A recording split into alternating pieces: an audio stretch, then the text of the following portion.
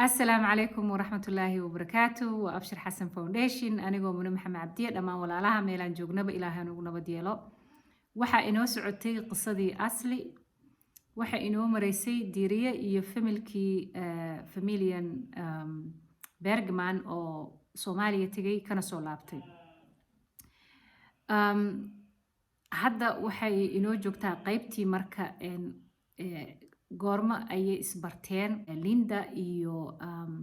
Diiriye barashadii Linda iyo Diiriye xiriirka dhex maraysa muxuu ahaa Diiriye wuxuu Linda baranayaa markii ay ka tagaan wadanka Talyaaniga inta uu teenage ka yahay oo ay markaa familkii ay ku noqonayaan Switzerland bay ku laabanayaan asagana waa tan loo ogolaanaya inuu Switzerland kula noolaado kadib Diiriye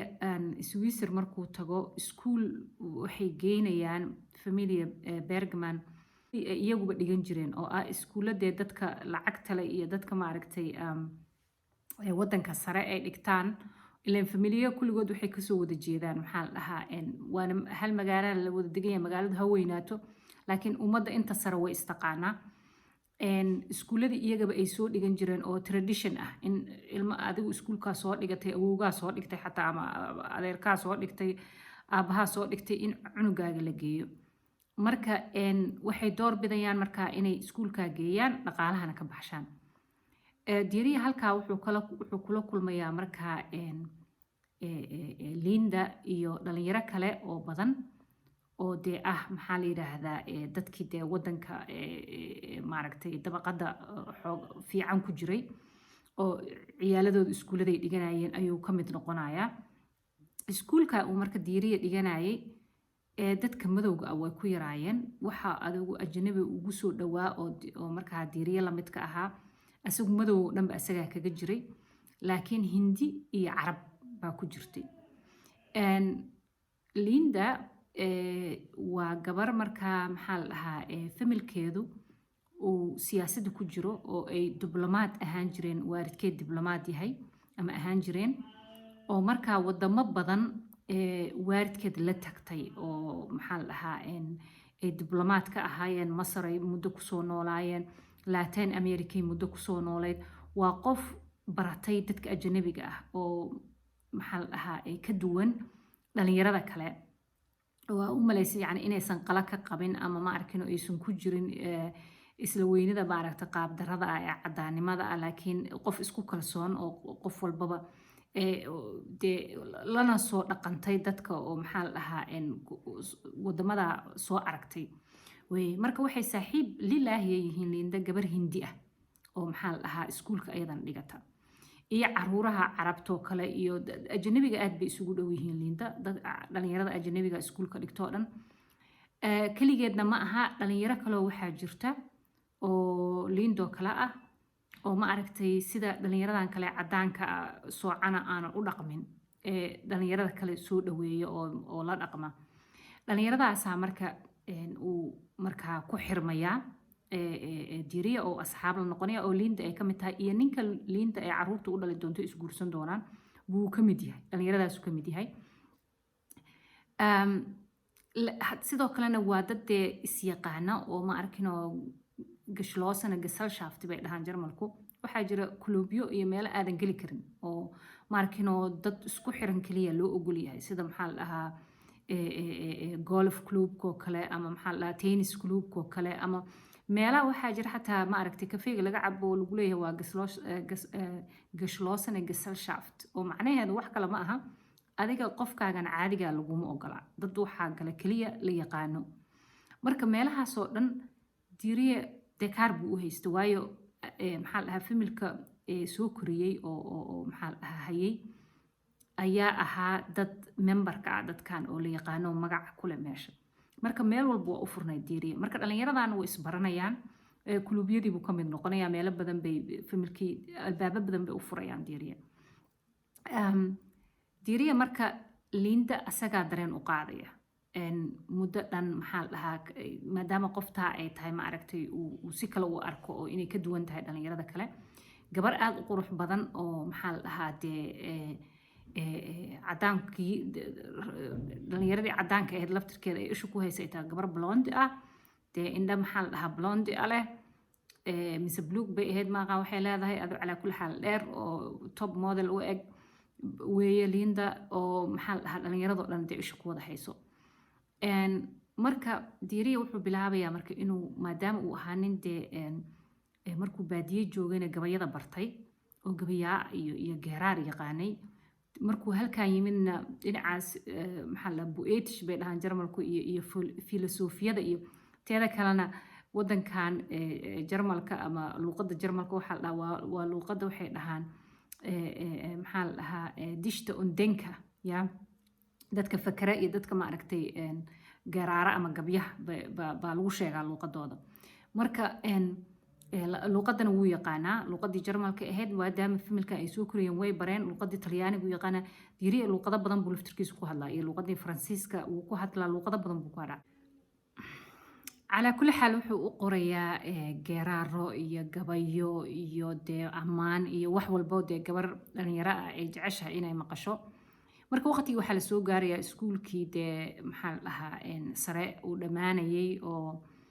markaa maxaa la dhahaa ceremoniadii iyo celebrationkii iyo waqtigiisii lasoo gaaray ayay mar ay isku kaliyeystaan oo meel wada fadhiyaan ayay markaa maxaa la dhahaa kaftamayaan kadibna adigu sheekadii waxaa soo gelaysa geeraaradan iyo gabayadan ay mar walba hesho shaki baa galaya markaasi weydiinaysa maxaa la dhahaa markay aragto reactionkiisa inuu asaga yahay qofka soo qora maadaama uu ogyahay markaa dhanka kale in ay Linda ay xiriir la leedahay ninkan kaloo cadaanka ah oo gadaal dambe ka guursanaya ay xiriir leeyihiin asagoo og haddana way shakinaysaa waxay si kaftanay u weydiinaysaa kadib way dareemaysaa inuu maxaa la dhahaa hakad hadalkiisii galay iyadoo markii hore waxay ka waday maxaa la dhahaa ka jambay ka waday ama iska maxaa la dhahaa kaftan laakiin kadib waxay u cadaanayeen inuu asaga yahay qofka soo qoray maadaama ay reactionkiisa ka garanayso kadib way uga mahad celinaysaa waxay leedahay waqtiyo badan bay ma aragtay geeraaradaada iyo gabayadaada ay niyadda ii dhiseen oo maxaa la dhahaa ay ma aragtay kalsooni ii geliyeen waa ku mahadsan tahay laakiin intaa uma dhaafayso way ka tegaysaa muddo marka wuu joojinayaa gabayadii iyo geeraaradii uu qori jiray kadib markaa Soomaaliya waa tuu aadayo kasoo laabanayo haddana jaamacad bay wada bilaabayaan isku jaamacad bay noqonayaan inkastoo ay markaa ay dhigtaan faculty kala duwan oo markaa asagana faculty of engineering uu galayo ayadana architecture bay noqonaysaa oo dhinacaas architectuurkay baranaysaa laakiin dee cambuska iyo waa la isku arkaa iyo meelaha kale saxaabna waa layaho weli waa la is arkaa welina iyada xiriir wuxuu kala dhexeeyaa ninka marka dambe caruurta u dhalayso muddadii dheerayd ay waxbarashada sare ama jaamacadda ku jireen diiriya waxba uma qori jirin marka gabayadii iyo waa tuu joojiyey iyo maxaa la dhahaa geeraaradii uu qori jiray kadib waxaa dhacaysa dee asxaab dhowna way yihiin oo waa dad saaxiiba oo meelo badan ku wada kulma oo siiba dee iyadoo Linda og in diiriya uu dareen u hayo oo ay ka warqabto bay haddana badanaa way la socotaa asaga iyo gabadh hindi ah ay asxaab dhow yihiin oo Amalia la dhaho iyo wiil kaloo hindi ah iyo wiil kaloo carab ah oo Amrit iyo maxaa la dhahaa la kala yiraahdo Caadil iyo adigu waa dhalinyaro daas aad bay ugu xiran tahay oo waliba diiriya aad bay isugu sii xiran yihiin maadaama labada familna ay siqaanaan diiriya familka soo korsaday iyo familkeeda iyo familka xataa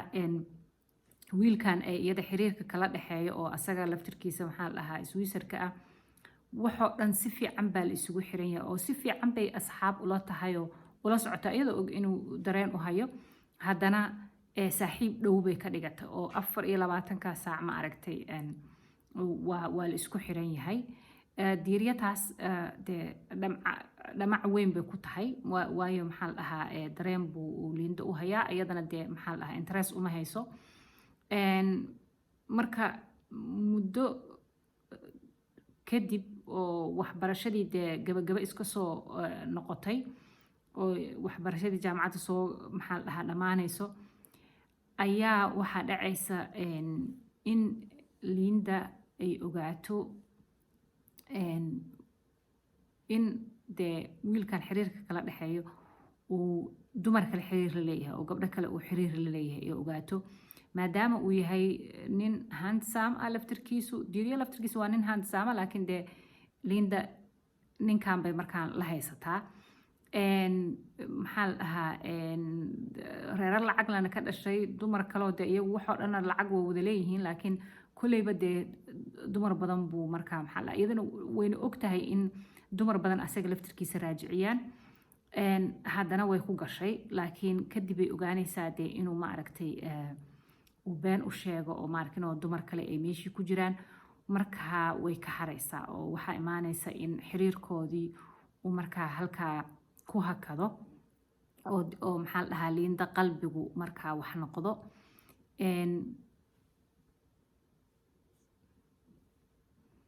oo markaa dee liinda dee maxaa la dhahaa qof qalbigii jabay uu noqdo taa fursad buu u arkayaa markaa maxaa la dhahaa diiriya oo markaa wuxuu bilaabayaa inuu liinda ma aragtay aad uu waqtiga uu u garab istaago oo uu maxaa la dhahaa in ii sheeg sidoo kale uu bilaabo markaa kadib haddana inuu u qoro gabayadii iyo geeraaradii iyo uu soo celiyo oo uu isku dayo markaa asagu inay markaa maxaa la dhahaa dhinaciisa ay soo fiiriso ya muddo ka bacdi waxaa usoo noqonaya dee saaxiibkeedii iyo ninkii ay hore u jeclayd baa usoo laabanaya oo wuxuu leeyahay dee waa ka haray arrintii hore iyo dumarkii kale adiga keliyaa jirtid ayadana dee ninkaanay rabtaa adiga keliyaa jirtid inta aysanba ma aragtay diiriyo uusan ku guuleysaninba inuu ma aragtay liinda gacanta ku dhigo buu ninkii hore dee intuu soo laabto maxaa la dhahaa dee gabadhii uu hore dee buu kala wareegayaa calaa kulli xaal marka diiriya qalbijab bay ku noqonaysaa markay liinda dee ku noqoto maxaa la dhahaa xiriirkeedii iyo jacaylkeedii hore u laabato qalbijab bay ku noqonaysaa markaa ayuu Soomaaliya soo aadayaa oo uu maxaa la dhahaa adigu jaamacaddii markaa way dhammaatay shaqo iyo wax saasuu bilaabay laakiin wixii oo dhan intuu dhigo dee asaga laftirkiisa qalbigaa jabaya wuu soo laabanayaa Soomaaliya markaa soo aadaya waqtigaa marka Soomaaliya uu kusoo laabanayo waa bartamaadkii 80-meeyadii waqtigii 80-meeyadii ayuu Soomaaliya kusoo laabanayaa halkaasay caawa noo joogaysaa. Asalaamu calaykum waraxmatullaahi wabarakaatu.